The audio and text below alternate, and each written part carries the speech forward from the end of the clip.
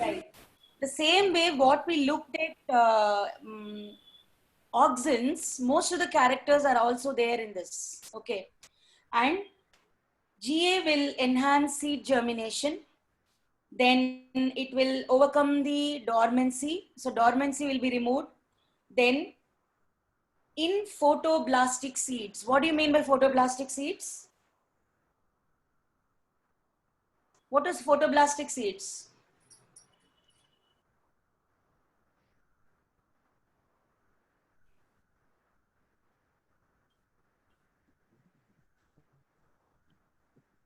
Photoblastic seeds in a, what are the seeds called as? Photo and the light dane. So photoblastic seeds are seeds which are influenced by the amount of light. Okay. Light influence பண்றதெல்லாம் வந்து photoblastic seeds. In the seeds வந்து the seed germination occurs by application of GA. So when you apply GA, it will occur even in darkness. It's not like it has to have light for germination. So GA induces germination even in darkness. It doesn't need light. Okay.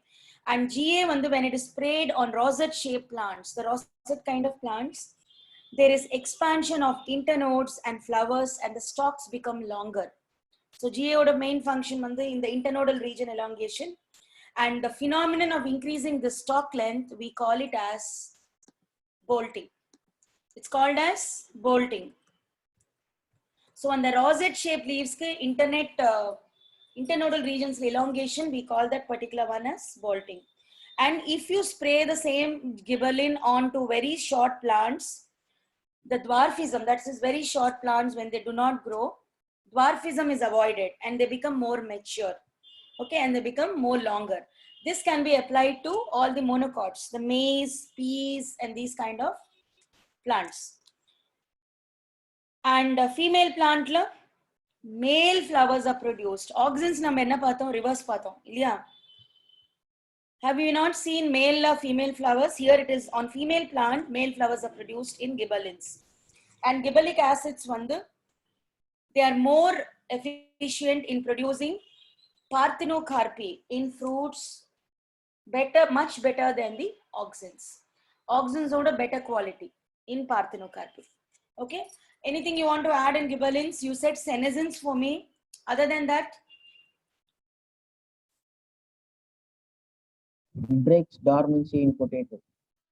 Dormancy I have given it already. So where? So anything else you want to add where I missed?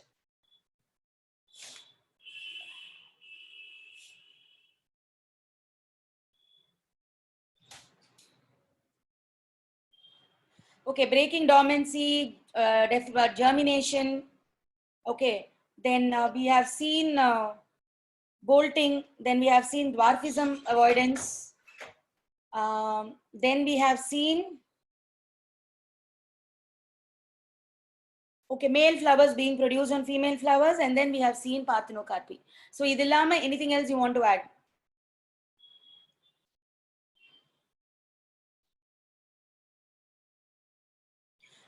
Okay, in the elongation, number increasing the elongation we saw, right? The internodal elongation, it was observed in tobacco plant first. Okay, so it was seen in tobacco plant. So this is all about your gibberellins. Anything you want to add, you can add. Otherwise, I'm going to cytokinins. Okay, the third one on a regulator is called as cytokinins. Cytokinins, as the name suggests, what do you mean by cytokinins? Cell division. Cell division.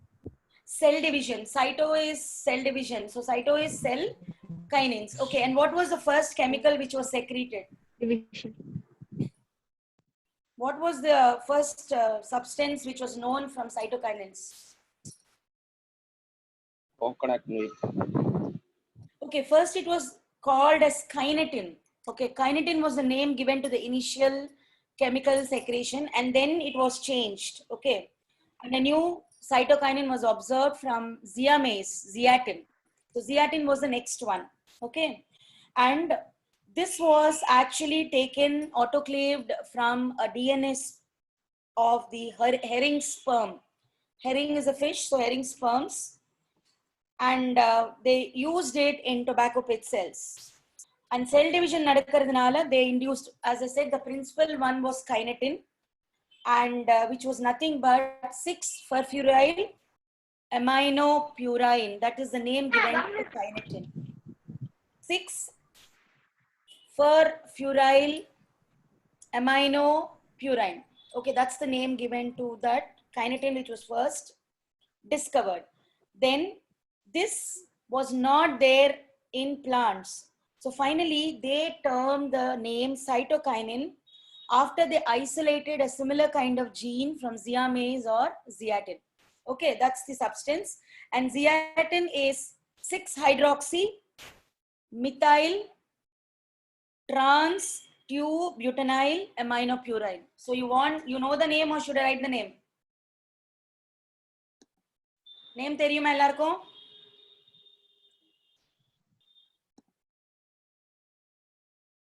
6-methyl. சொல்லுங்க பார்க்கலாம். Right, ma'am. Sorry. 3-methyl.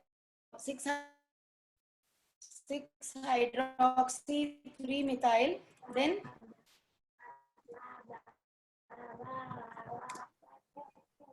3-methyl trans 2-butynyl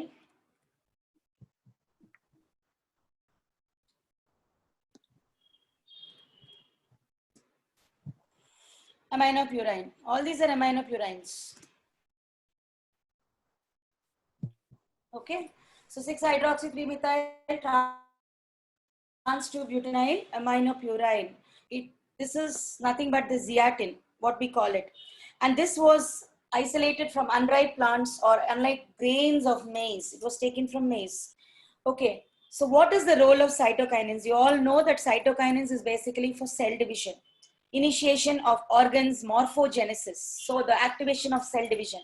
Idillama, cytokinins help in the differentiation of tissues. That's the shoot system, root system, like that. If there is a high cytokinin content. If you have less cytokinin, then differentiation of root will occur. So adhigama irinda shoot, kammiya irinda it is root.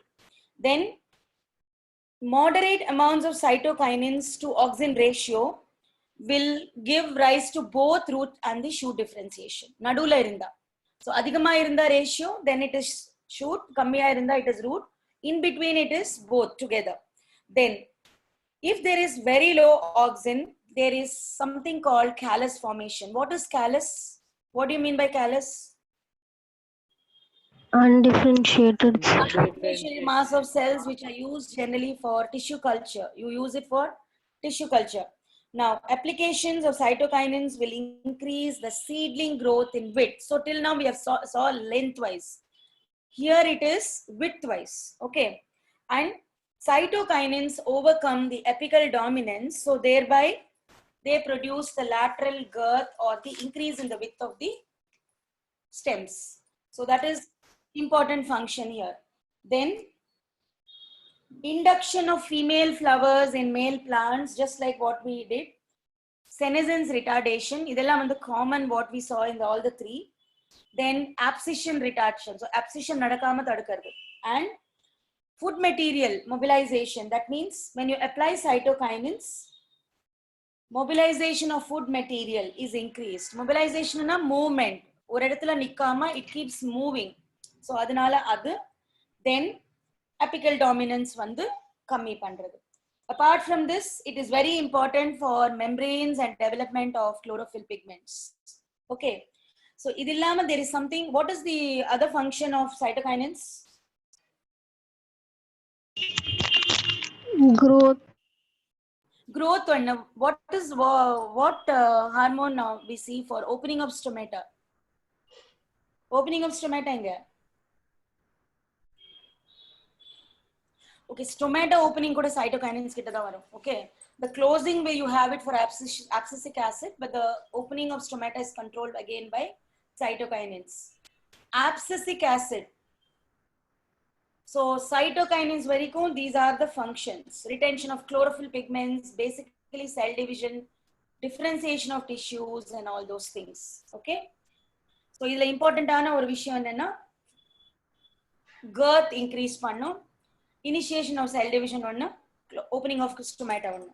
Okay, then coming to the next one, which is abscisic acid, which is commonly called as ABA. Okay, so abscisic acid basically is a 15 carbon compound and it has 3 isoprene units. It's a 15 carbon compound and naturally occurring inhibitor in plants. This is the natural inhibitor. Okay, and it is also called as, what is the other name of abscisic acid? What hormone it is called as? Stress hormone. Stress hormone. நமக்கு இருக்கிற மாதிரியே அதுக்கும் stress hormone. Okay, and what is the role of abscisic acid? Whatever the cytokinins or gibberellic acid has done, most of the functions are just opposite to that abscisic acid. So it will induce dormancy. It will help in the closure of stomata during drought conditions when there is no water available. Then, Anant, you're giving me something. Induces flowering in short. Okay, then. Okay, long day plants la flowering. Okay, and then inhibition nadakum. And then, but short day plants vandu, it actually initiates or stimulates flowering. Long day plants are short day plants. Okay, so long day la inhibition, short day la vandu stimulation. Then Induces root growth. okay, then it is also used as anti-transpirant. That's what transpiration nadakama thadukara oru hormone. Okay, so that's why we give the name stress hormone to it. Then large amount of tell me Anand, I'm listening. Has antioxidant and anti-gibberellic property. Okay, so Anant, why is your voice not clear? You have a problem with the network? Yes, ma'am. So you want to write anything, you can write on the board directly. Everybody can see. It's visible there, right? You can write it there itself.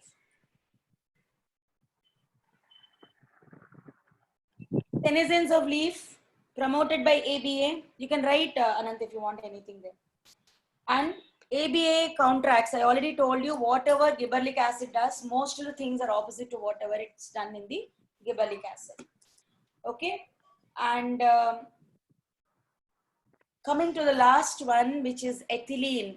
Ethylene vandu generally vandu, it is a gaseous phytohormone. It's in the form of a gas. Okay, it is supposed to be a growth inhibitor, but vandu sila time growth is also induced here. Ethylene is mainly for fruit ripening process. Artificial ripening of fruits is done by ethylene, and it is a volatile gas where you get it through combustion of carbon-rich substances like coal, petroleum, etc. Okay, it is also identified as one of the natural hormones of plants. Okay, now role of ethylene. Ethylene role pathona, seed germination is promoted. So you have promotions as well as inhibitions here. Rendu irukradanaala, it is a mixture of all the characteristics.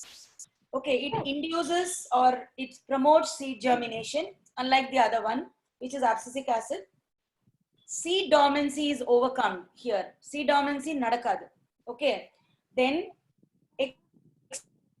externally, if you supply ethylene, it will increase the number of female flowers and so fruits are formed in a better way in cucumber especially. Okay, and so the property of inducing this female flowers in cucumber, we call it as inhibition of internodes. What did you write? I can't see here. One second.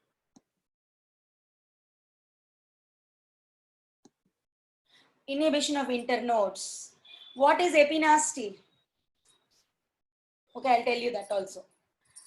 First is Murchilama. Doubts and all we'll have it now after this session. Okay, any doubts we'll continue and then we'll go to the next topic. Ethylene vandu, it has a characteristic property of increasing the feministic characteristics. So we give the name feminization. So it induces feminization, production of female flowers.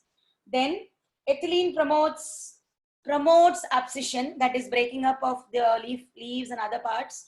Abscission will happen, yes, induces abscission. Then senescence of leaves, flowers. All these are again inhibitory characteristics. Okay. And ethylene shows triple response to keep checks of vertical growth. What do you mean by vertical growth?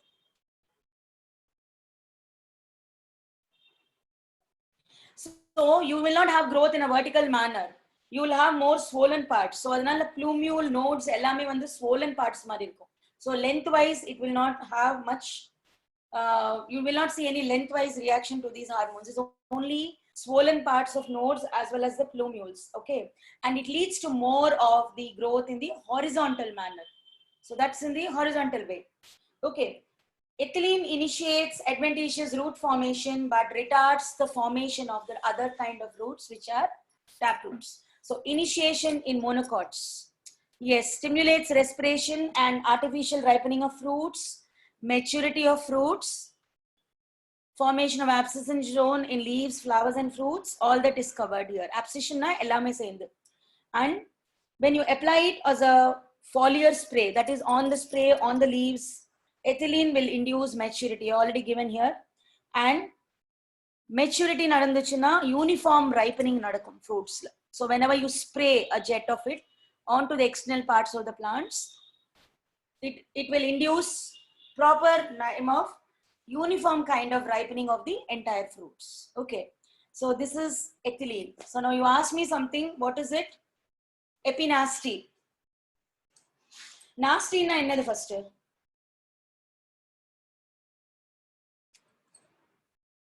What is nastic movements?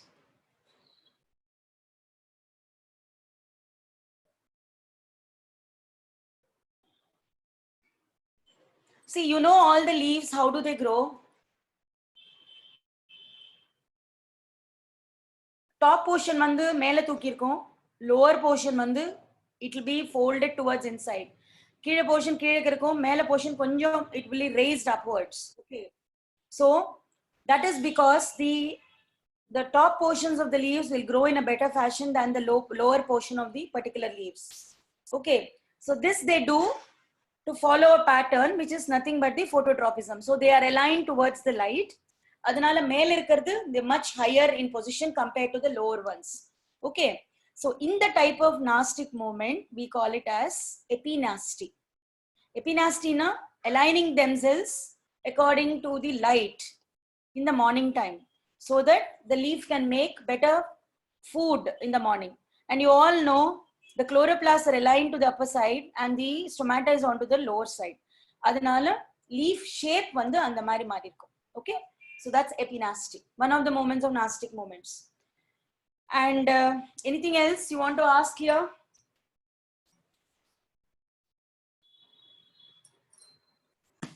Okay, we'll go to seed germination. Okay,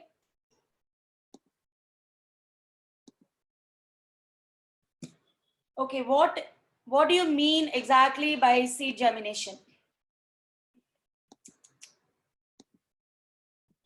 Growth of embryo from the seed. Right. So the formation of a small sapling or a seedling from the seed, we call it as germination. Okay, so it is nothing but the fertilized part of megasporangium, which is integumented. So it has all the integuments and then fertilization of that particular megasporangium. Okay, now what are the different types of germination we come across? Epigeal, hypogeal. So what do you mean by epigeal germination? What do you mean by hypogeal? Cotyledons are pushed out of the soil. It is epigeal. Okay, then And so the why this cotyledons, happens? It happens because there is an extension of the hypocotyl. What is hypocotyl? What is epicotyl?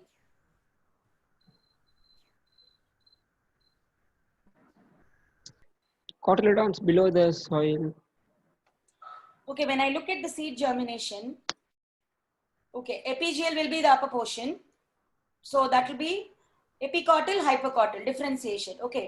So if in the epigeal germination, as you said, the cotyledons will be released outside the soil. So that is typical of the plants like castor, bean, ricinus, etc.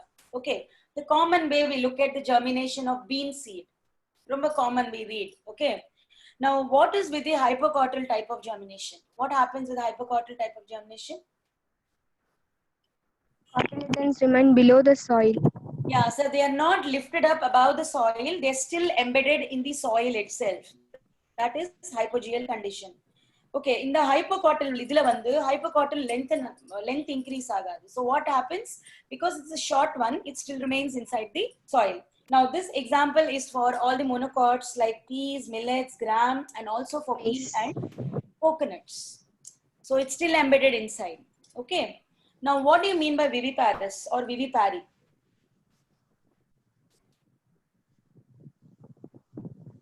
So vivipary is the seed germination inside the seed itself. It doesn't have to come out. Okay. So just like a normal mammal inside. So seed kulle nadanda germination, then we call it as vivipary. Okay.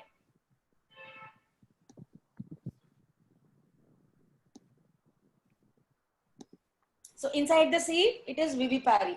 Now,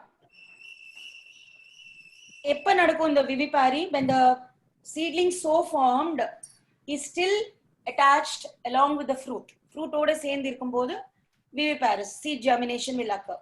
Okay, this type of germination is also called as the aerial germination.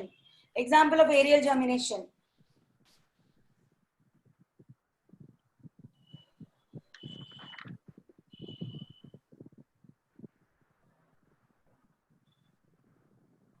Fruit when the mother plant get attached இருக்கும்போதே the seedling will sprout. So we call that as aerial germination. Example, all the mangrove plants. Example, Hello. rhizophora. Huh?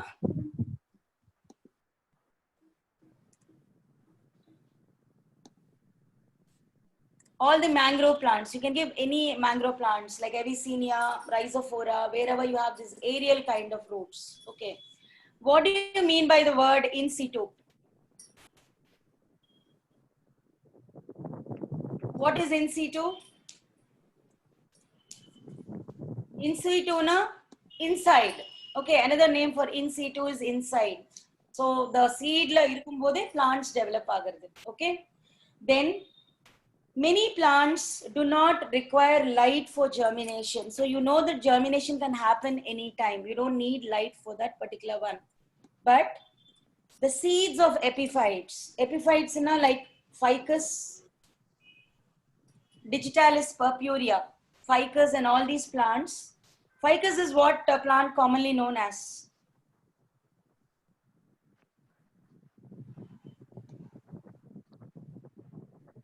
Common name of ficus. Banyan tree. Banyan tree. Okay. Okay. So in the plants, they need light even for germination. Okay. And light you need induction of germination through light. But sometimes what happens when the light is present in some of the plants, germination will not occur. So andamari plants or examples onion, phoenix, etc. Seeds will germinate only in the presence of light. Those kind of plants are called as photoblastic. We already did that, photoblastic.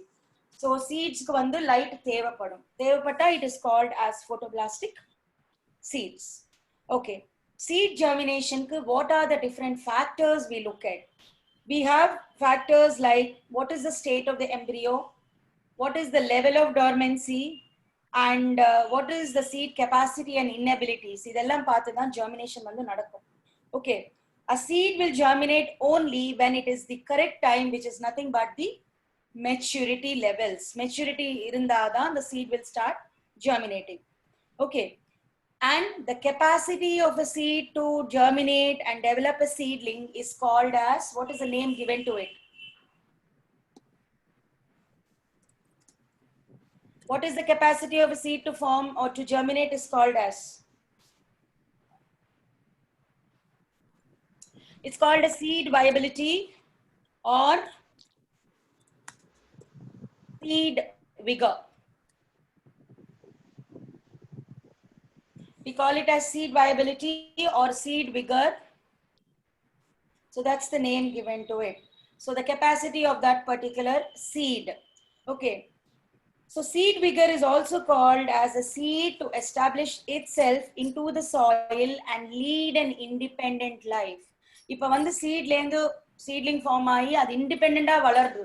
That capacity we also call it as seed vigor. Okay. Seed vigor is the name given to it. So எல்லா seedsக்கும் வந்து there is a period of dormancy or a resting period. It's not that as soon as the seeds are formed, they will immediately germinate. They take little time to germinate. If you plant a seed in, say, in your home garden, it will take few days for it to sprout. So that will be the resting period or the preparation period of that particular seed. Okay, so that will be the dormancy or the resting period. And seed dormancy, we call the seed dormancy as inactive period, where it is just lying down, preparing itself for germination. So that is another term of looking at it. Now, what are the causes of dormancy? When will dormancy occur? Dormancy, it will occur when the seed coats are very tough. They cannot break open easily. So that will be one of the reasons. An example will be all the pepper grass and all these things. Okay. And thick coat irunda, it will fail to happen. Next, seed coats which are impermeable to water. Okay. So they cannot absorb, impermeable to water. They cannot absorb water to make them softer. So then the germination will take a longer time. Example, Malvaceae, Leguminosae, Achenes, and or oxygen. So when there is oxygen, easier open aga. So oxygen requirement irukara seed coats, Compositae family like Xanthium. So enna nadakum, because of these two conditions, they remain dormant for some time because they are impermeable to water as well as oxygen. Okay. Now, immature or rudimentary seeds. What do you mean by rudimentary or immature seeds? Imperfectly developed embryos. Embryo enna nadakum, and the embryo grow agada? Grow agad. So they don't grow and they still remain in that state of seed dormancy. Other rudimentary embryo or seeds. Okay. And when you look at apple, peach and all these things, they have already fully developed mature embryos even before they are shed. Okay. They already have formed ones. But the seeds will again fail to germinate because on the conditions when they have made themselves, the conditions in which they have germinated into a seedling aren't enough for the plant to grow. So munadiye mature aayirkom, ana conditions favorable ah illadanaala the seeds will fail to form a plant on the soil. Okay, idu kuda one of the reasons of seeds being dormant. Okay, even if favorable conditions you provide them, they will not sustain that conditions. Okay, so that is one thing. And dormancy is also due to physiological immaturity. That means the seed, ullukulla irukra seed or the chemicals, whatever it is, have not matured enough to break the seed dormancy. Okay, so such seeds after ripening, what they do, only when you ripen those kind of seeds, they will start germinating. Okay, so the germination will not occur till they are ripened. So that is one more factor of dormancy. So நம்ம என்னென்ன பார்த்திருக்கோம், seed tegment பார்த்திருக்கோம், that's seed coats, then impermeable to water and oxygen, then immature rudimentary, then we have seen fully developed embryos even before the germination has started, and then physiological immaturity. So we have seen all the 5 for not forming germination. Now, how do we break this dormancy?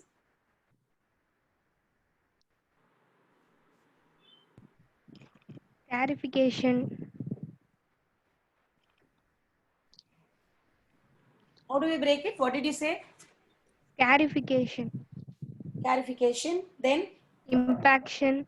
Stratification. scarification, impaction, then chilling treatments. Okay, and embryos. Alternating temperature.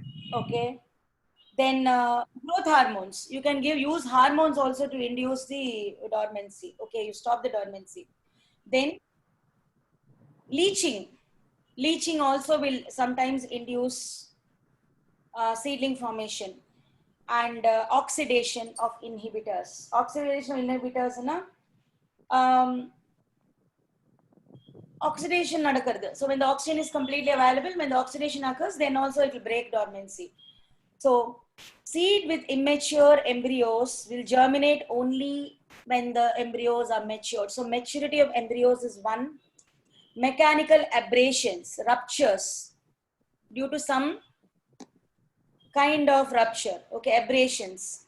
If they are attacked by microbes, bacterial influence or any other microbes, weakening the seed coats, then when it passes through digestive tracts of certain kinds, edible fruits, then when you shed them, they grow into new plants. Then wetting during rains, leaching, okay, oxidation of inhibitors, then growth hormones, okay. Apart from this, it can be artificially done by, as you said, by vigorous shaking, pressure, scarification, chilling treatments, etc. So all these can break your dormancy. Okay. So anything else you want to add, you can write it here so people can see it. Alternating impaction, you already written here. To break the dormancy. What is alternating and what is impaction? What is impaction? The seeds are shaken vigorously to remove the plug. Okay, correct. Impaction is then what we just said, right? So we have shake. And the what is alternating? Alternating temperature. Temperature alterations. The condition of alterations. Okay, alternating the conditions. Okay. So all these will be for breaking seed dormancy. Okay. Now, what do you mean by vernalization?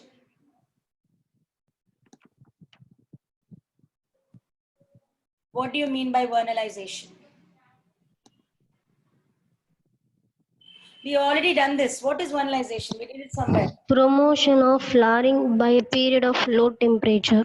Yeah. So promotion of the flowering when you are in low temperatures is called as vernalization. Okay. So why do you do this? You actually enhance flowering, correct? So you want to have a fast flowering role, so that what you do, you cut down the vegetative period and you increase the flowering period.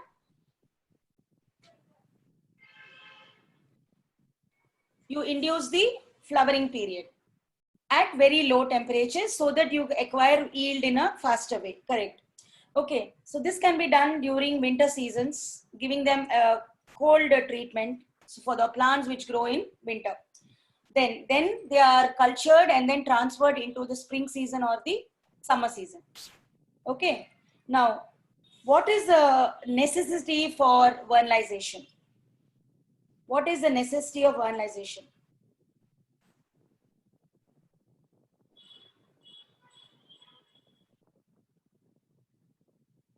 Why do you have to have vernalization?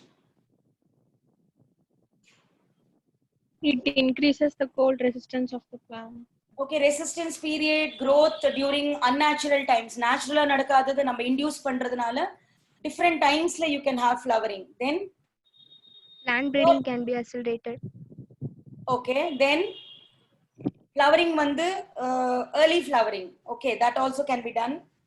Then some regions you will not have flowering at all. And the mari regions la this will help them to cause flowering.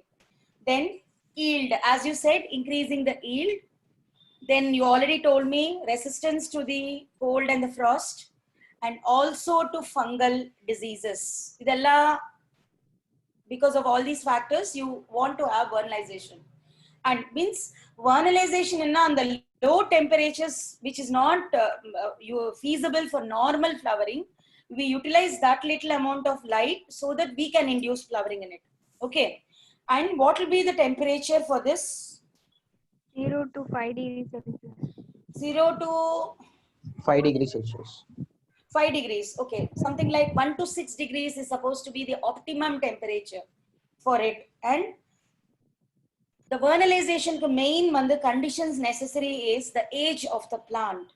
Okay, the age of the plant will differ and vernalization capacity also differ between plant to plant, depends on its maturity levels. Okay, especially in wheat. Wheat la vandu vernalization we can do it directly in the germinating seeds. Okay, we can do it in the germinating seeds itself. And devernalization in the temperature la nadakum. 30 degrees and above you can devernalize the particular one.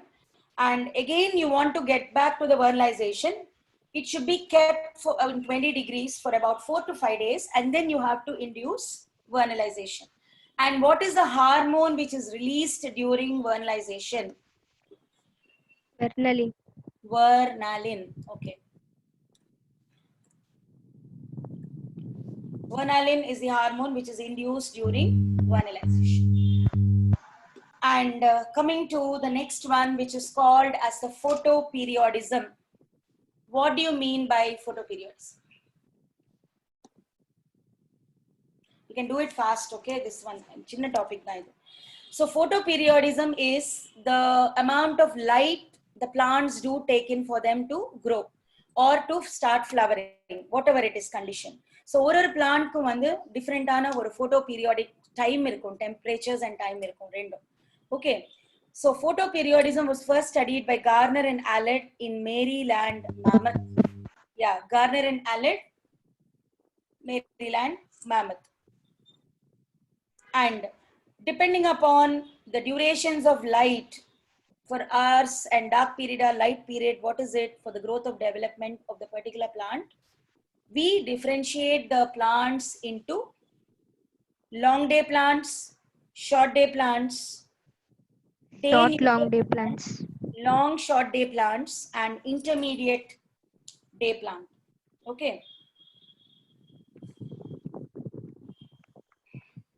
So what do you mean by long day plants? Example mattum kodunga, we will just see what is long day plants. Oats, pea, Wheat, radish, sugar beet, Okay. What is it about the long day plants? They need more time for photoperiod. lighthouse, Yeah. Okay, florigen you have given somebody. What is florigen? What is florigen? it induces flower formation. So the chemical which induces flowering of plants is florigen. Okay, long day plants, they need temperature above a critical length. Or critical length irukkum moderate, they need more light. So examples you have given already: wheat, oat, sugar beets, spinach, radish, barley, lettuce, and all these plants. Coming to the short day plants, they need very less time. So below the critical day length. critical, Example: nicotina, tobacco, soya bean, tobacco, Rice, soybean, chrysanthemum, cockleburr, cannabis, yeah. So beans and all you can. No. Then what is day neutral plants? DNPs.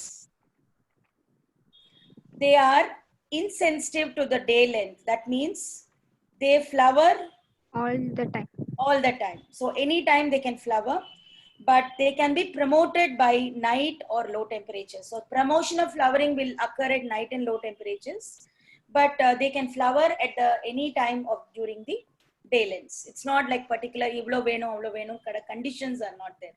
So day neutral plants example will be Cucumis sativus, Potato, tomato, pepper, cucumber, cotton. Gossypium hirsutum, all these cotton, all these kinds of plants. Okay. Then long short day plants. What's with long short day plants? They require long photoperiods. Okay. Floral initiation. Floral initiation ki long veno. Blooming ki vandu short photoperiods veno. Together. Okay. So initial la vandu flowers formation ku vandu long. Okay, and blossoming ku vandu short duration. So examples, the flower will plants will flower between summer and autumn. So they are in between the summer and the autumn. Example, bryophyllum and cestrum. Okay. Examples. Night jasmine. Okay. Then bryophyllum is already given. Next, intermediate day plants. What do you mean by intermediate day plants? They need a specific Between the long day and short period. day. Yeah. So அவங்களுக்கு range of different period இருக்கும். கரெக்டான ஒரு period. Okay. And the flowering வந்து இந்த periodக்கு அதிகமா இருந்தாலும் கம்மியா இருந்தாலும் நடக்காது. Okay. They have that fixed time period. So this is seen in the case of wild Sugarcane. kidney beans. Sugar cane. Sugarcane. Okay. Sugar Callus. Take place above or below. Intermediate. Coleus. Yeah. Intermediate plants. Okay. Okay. IDP. Now, coming to what is critical day length. What do you mean by critical day length? The photo period required to induce flowering Okay. is called So critical. the minimum amount for that particular plant, evlo vandu you need photoperiodism. So it is in between a dark and the light periods. And short day plants ku paathona, it will flower only when it has a longer dark period and a shorter light periods. So depending on that particular kind of plant, the amount of photoperiodism. Okay. So xanthium, long day plants, you will know that they should have a long photo period and a short darker period. So then it will flower. So the critical photo period is just the duration of light for that particular kind of plant. அது என்ன plant வேணா இருக்கலாம், long day இருக்கலாம், short day இருக்கலாம், whatever it is. Okay. But there are few conditions in which the long day plants and the short day plants can flower simultaneously. Both can happen. That is, as we already did in xanthium. Okay. Xanthium requires light for less than 15.6 hours. And henbane requires light for more than 11 hours. So depending upon the time period, photoperiodism occurs. Okay. So anything between 11 to 15.6 hours, we call it as a critical photoperiod. So this is about your critical day length. And why do you have to look at photoperiodism? Basically, photoperiodism therinjichina, you can plan your plants. That means flowering எப்ப நடக்கும் அதெல்லாம் நீங்க plan பண்ணி வச்சுக்கலாம். So you can plan your gardening and gardening techniques and what all the floriculture, horticulture, all these things. You can plan your particular plant. Okay. So short day plants develop flowers only between autumn and spring period because they need less amount of light. Okay. And by long day, you can start flowering only when there is long duration of light, summer. Okay. So knowing the photoperiodism, as I already told, will help in growing of the particular plants, fruits, vegetables. Yeah. And you can conduct experiments, yeah, to find out what kind of plant will grow best in that particular period. Then a plant can be made to flower throughout the year if you are providing the favorable conditions it requires. Suppose you know the photoperiodism, you can actually do artificially create your own flowering plants, okay, by using that time. Then it will help the plant breeders to do cross breeding during this period. Okay. And then each flower can be grown out of season. So flowers in the out of season grow pandradhukku, it is very useful for knowing the photoperiodism. Okay. Now, photoperiodic perception. What do you mean by a phytochrome?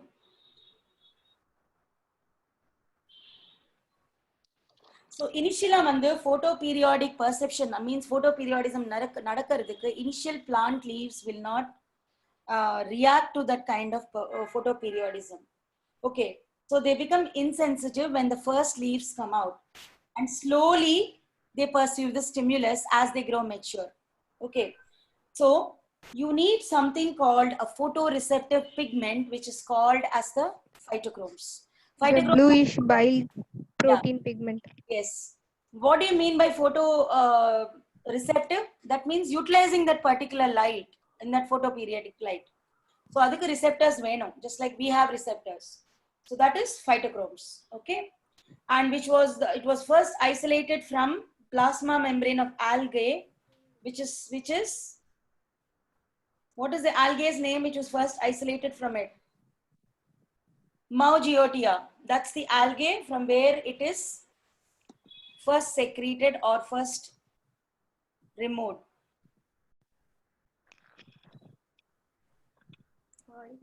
That's the name. Perception of light. Yes. The chemical name is this one, and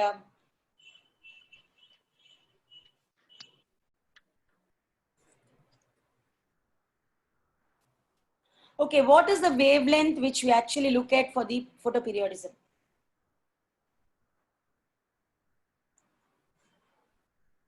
For the phytochromes, what is the wavelength?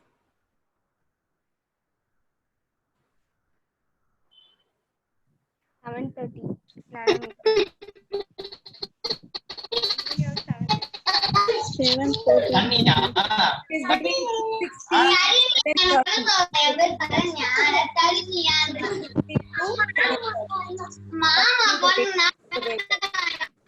Microphone, please.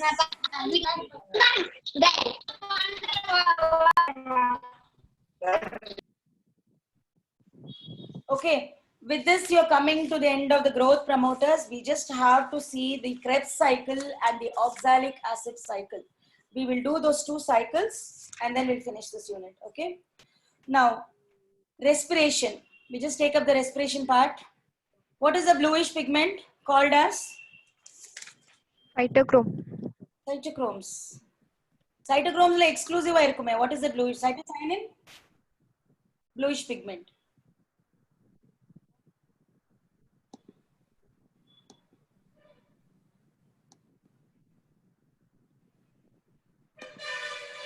Okay. Now coming to the respiratory part. Now what do you mean by respiration? What are the two different types of respiration we look at in plants? Aerobic respiration. Aerobic and anaerobic respiration, gaseous exchange. Okay, what are the two types of respiration? Cellular respiration. What is cellular respiration and what is normal respiration?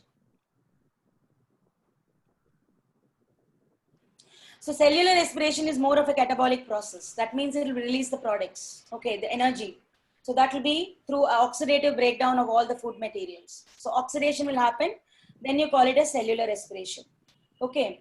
Apart from this, cellular respiration can be of two types. That is what you told me, aerobic and anaerobic respiration. Okay. Aerobic respiration, as you all know, it is with the help of oxygen. And it is broken down into carbon dioxide, water, and how many calories or kilocalories or kilojoules of energy? What will be the energy which is given out for one molecule of glucose? Okay, it is 686 kilo. kilocalories or 2870 kilojoules. 2870. Okay, and then aerobic respiration occurs in which part of the organelle? Where does it occur? It occurs inside the cell of the mitochondria. So cellular oxidation is always in mitochondria. Now anaerobic respiration, where does it occur?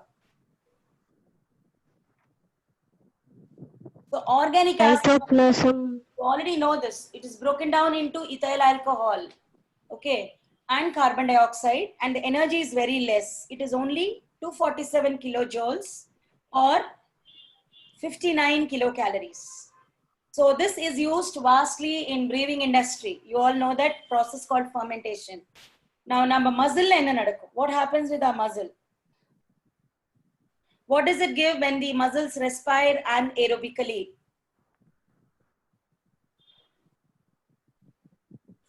They give rise to lactic acid. Lactic acid will be the one which is given out in the muscles. We get leg cramps. That is because of lactic acid. Now, what are the different respiratory substrates we look at? Okay. So the common respiratory substrate pathona, it is generally glucose, which is a hexose monosaccharide. So it is a hexose sugar and a carbon compound because they have more energy compared to that of carbohydrates. Why do we choose a simple glucose molecule? They give out better energy than the carbohydrates. Okay, proteins are also used, especially during the germination of protein-rich seeds and spores. Proteins on the coming, mostly it is sugar.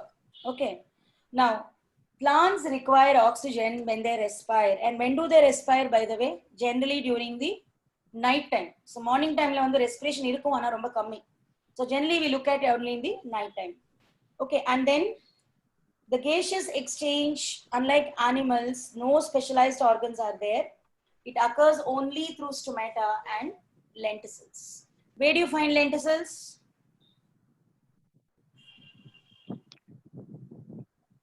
We find lenticels on the bark of the older trees. They are dead cells, okay, where exchange of gases takes place. Now, why there are no special respiratory organs in plants? Okay, so problem in another, the photosynthesis is so huge that all the energy and everything is covered, that the plants do not actually need any amount of respiration, but it is still a process. Okay, so plant it will take care of all the things by one part. So plant vandu generally paathona, there are no special organs, because whatever respiration is done in the mitochondria is enough for the plants to survive. Then there is no demand for gaseous exchange because it's more of the photosynthetic based. Then leaves are very well adapted to take care. So they are adapted to themselves to take care of themselves. That means they don't need any extra help from outside. Then the parenchymatous cells in leaves, stem and roots, they provide lot of connections for having lot of gaseous exchange through air spaces. Nariya air pockets irukradhanaala they don't need any other way of gaseous exchange. Then most of the cells will have at least one part of the surface which is in contact with the air. You see plant parts, all the plant parts, any one part will be in contact with the air. So idella irukradhanaala special or respiratory organs the plants do not need and they do not have. Okay, now coming to the mechanism of the cellular respiration. Okay, cellular respiration occurs in two steps, which is one step is common to both aerobic as well as anaerobic. What is that step called? Glycolysis. Okay, so glycolysis is followed by Krebs cycle, which is there in the aerobic respiration. Now, what do you mean by glycolysis? Splitting of sugar. Splitting up of sugar. Before I come to the splitting of this, we will see glycolysis was named after three German scientists, Mayer of Emden and Karnas, which is also called as the EMP pathway. Okay, and glycolysis occurs in the cytoplasm of the cells. It's not in the mitochondria, and it is there in all the cells. And we just look at the chart. Can you, if I'm sharing the screen, just tell me whether you can look at the chart.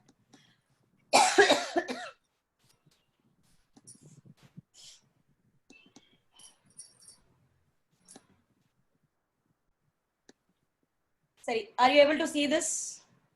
Ma'am.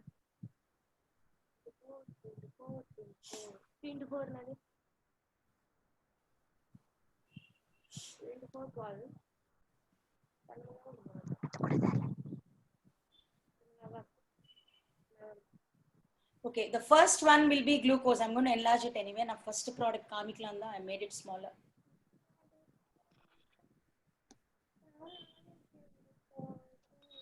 Okay, the first product will be glucose, which is broken down into the first one. What is the first one?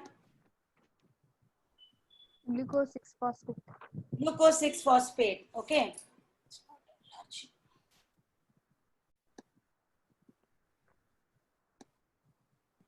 Okay, glucose 6-phosphate.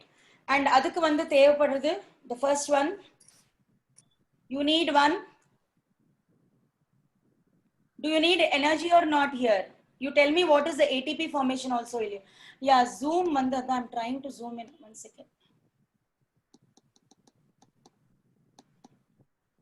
Okay, now you can see. Yes, ma'am. Okay, the first glucose is gone. Okay, glucose is converted first phosphorylated into glucose 6-phosphate, and you need 1 ATP in the beginning. You have already seen that. Okay, glucose வந்து convert ஆகிறதுக்கு ஒரு ATP தேவைப்படுவாங்க. Now glucose 6-phosphate is converted into fructose 6-phosphate. Okay, so fructose 6-phosphate is now phosphorylated. Whenever I say phosphorylated, there is 1 ATP which is required. And what is the enzyme which is required here for the conversion? Phosphoexose isomerase. Right. The enzyme which is needed for this conversion of fructose 6-phosphate is phosphofructokinase. Fructokinase, okay? And it also needs ions which are magnesium ions. You need magnesium ions for this conversion. Now the fructose 6-phosphate is broken down into a product called fructose 1,6-diphosphate. So you can see here fructose 1,6-biphosphate or diphosphate. Now, irreversible phosphorylation reaction occurs. This is catalyzed again by phosphofructokinase, and it is the rate limiting step in glycolysis. What is the rate limiting step? Rate limiting, it is controlled by all the concentrations at this particular level. Ellame correct irunda, this is the thing which happens. Okay. So when the concentration are proper, the substrates, ATP is available, everything. So it forms this particular compound. Now, in the fructose 6,1,6-diphosphate or biphosphate, which split up into 2 different compounds. That means it is same, but technically it is the same, but they form 2 different compounds. Say, what are these? 3 carbon compounds. Ipo varaikum nama 6 paathirukom. Now they're broken down into 2-3 compounds. One is the first one, what is it? Glyceraldehyde 3-phosphate. The other one, which is Dihydroxyacetone. changed over to Dihydroxyacetone. dihydroxyacetone 3-phosphate. So it is PGAL and DHAP, the short forms of what we have given there. Okay. Now, and this is done by the enzyme aldolase. Aldolase is the enzyme which actually facilitates this particular changeover. Now, changeover in between they will occur. They can exist in both the forms, glyceraldehyde and the DHAP. So both the forms you can see them existing. Now, the later, what is the later? That DHAP, it will undergo isomerization. So isomerization nadakardu. So it changes to glyceraldehyde later on. Now this glyceraldehyde 3-phosphate enzyme is changed over or isomerized from DHAP by using the enzyme triose phosphate isomerase. So in the DHAP, to convert to glyceraldehyde, you need an enzyme which is called triose phosphate isomerase. Okay, so this will be the conversion till this portion. Now in the glyceraldehyde will change over now. So the glyceraldehyde 3-phosphate in the presence of enzyme dehydrogenase, that is glyceraldehyde 3-phosphate dehydrogenase, it will change to glyceraldehyde 3-phosphate. What does it change to? It will lose hydrogen now. Dehydrogen, it will lose hydrogen to NAD. So in the junction, you will see NAD plus H plus. So it is divided into, loses 1 hydrogen to it. Okay. And then it forms NADH. And then it accepts 1 inorganic phosphate also. So it accepts 1 inorganic phosphate. And it changes to 1,3-diphosphoglycerate. So you can see the next compound, which is 1,3. You can see it here. Diphosphoglycerate. Now, one of the 2 phosphates of diphosphoglycerate is directly linked by high energy bond, which will synthesize ATP. So at this junction, you see that an ATP is formed. Okay, இப்போ வரைக்கும் ATP use பண்ணது பார்த்தோம். இங்க வந்து there is one ATP being given out. Okay, and after this one ATP is given out, it changes into a compound called 3-phosphoglycerate. Okay, 3-phosphoglycerate in the presence of enzyme phosphoglycerate kinase. So kinases are all producers. Okay, so kinase, and there is one synthesis of ATP, as you already know, and this we call it as substrate level phosphorylation. So this level in between where there is release of ATP, we call them as substrate level phosphorylation. Okay, so now coming to the next one, the 3-phosphoglycerate will change into an isomer which is 2-phosphoglycerate. You can see here, and finally by using this enzyme phosphoglyceromutase, it changes from 3 to 2 compound. Okay, now it will transfer its phosphate from the third to the second carbon. Adanala it is changed over from 3 compound to the second position compound, phosphoglycerate. Now what happens with the 2-phosphoglycerate? Finally, what happens to this?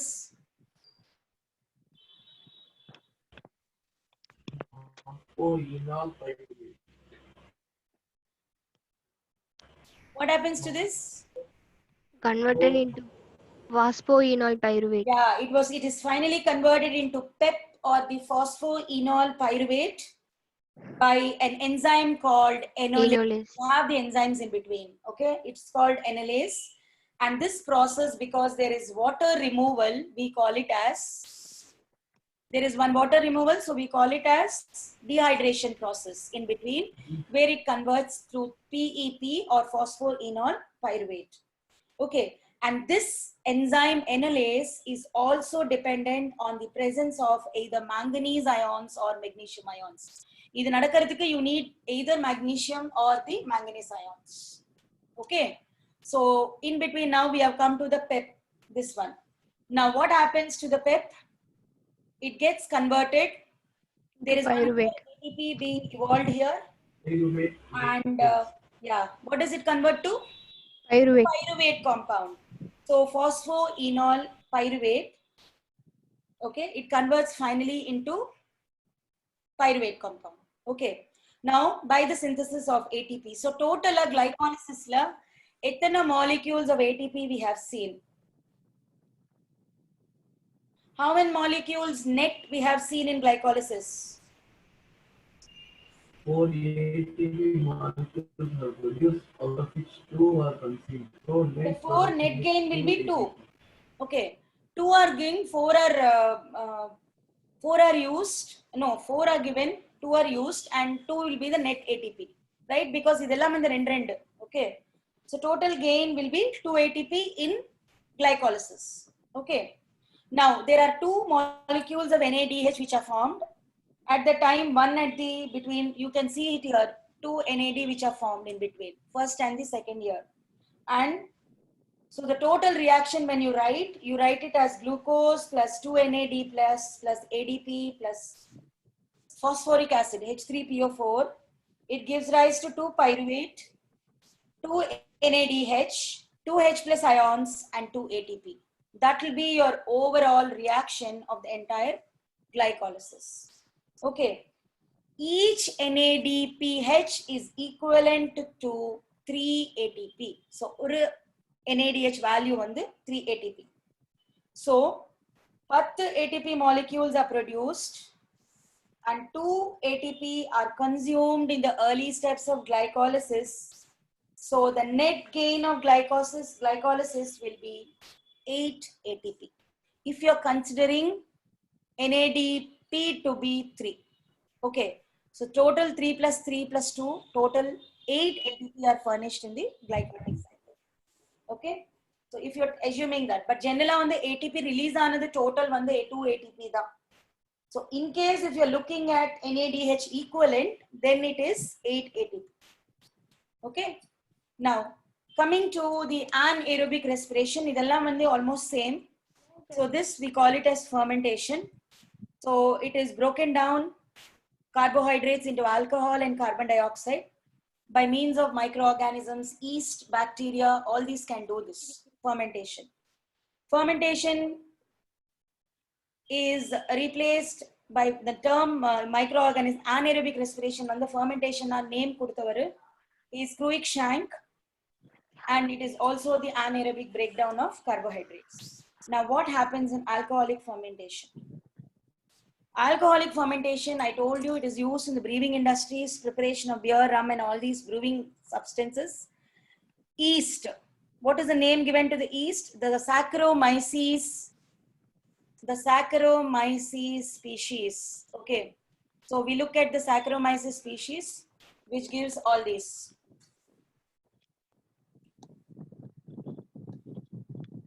Okay. Pyruvic acid, which is obtained from glycolysis. What happens with the, we have obtained the pyruvic acid or the pyruvate, right? So we have obtained it from glycolysis. Either one, it is decarboxylated in the presence of an enzyme which is called as the pyruvate decarboxylase. So what happens? In the presence of this one, carboxylic acid, it is removed. Okay. So decarboxylated, and then by means of a coenzyme which is called as the thiamine pyrophosphate. So TPP and pyruvate decarboxylase, decarboxylation occurs, and using zinc as cofactor. Zinc it is a cofactor here. Okay. Now it will produce something called acetaldehyde. So finally idella nadandapparama produce pandrathu acetaldehyde. In the acetaldehyde, it will accept 2 H atoms from NADH. NADH H plus 2 vandirukku. So other it will accept, and it, in the presence of ethanol dehydrogenase, it will change into a compound which is called as ethanol or ethyl alcohol. So that's the last product. So alcoholic fermentation, one glucose molecule produces 2 molecules of ethyl alcohol. 2 molecules of ethyl alcohol is produced. And ethanol is lost. It loses lot of amount of energy, which is just lost because there is no oxidation, complete oxidation kadayadu. Adanala nariya energy is lost here. What bare minimum you get only is 2 ATP. So you get only 2 ATP out of this particular 2 molecules of ethanol. Okay. So accumulation of alcohol is formed by fermentation of yeast, multiplication of yeast cells, or maybe even to the death of stills. Okay. So inge varaikum we have done. I still have one more part, lactic acid, and then we will stop. We will take the Krebs cycle tomorrow. So lactic acid la enna nadakum, ide format da. Only thing, lactic acid will give rise to a compound which is called as lactic acid final product. Just like alcohol, lactic acid will be the final product for us. Idhula it is used exclusively in the milk industry, and it is initiated by means of lactic acid bacteria, which is nothing but the lactobacillus. Idhula pyruvic acid will be a hydrogen acceptor, and it will receive hydrogen atoms. Idhula same. From the NADH, it will accept 2 hydrogen atoms, and then it converts into lactic acid. The enzyme which is needed is lactate dehydrogenase. That's the enzyme, and it needs a substance called FMN as a coenzyme and zinc as a cofactor. So you need FMN and zinc here. Okay. So one molecule of glucose will again produce 2 molecules of lactic acid, and lactic acid is excreted out large amount of energy that it is lost in the form of carbon dioxide, nitrous carbon dioxide. So nariya it is wasted in this form of energy. Okay. So you have something called mixed acid fermentation, which results in the formation of lactic acid, ethanol, formic acid, and succinic acid, which is very common in the family Enterobacteriaceae. Enterobacters la this is common, which gives byproducts like formic acid, ethanol, and even succinic acid. Okay. So inga varaikum we finish the aerobic the glycolysis and the anaerobic one. We will take up the pyruvate oxidation and Krebs cycle in the next class. Okay? So, one second, just be there.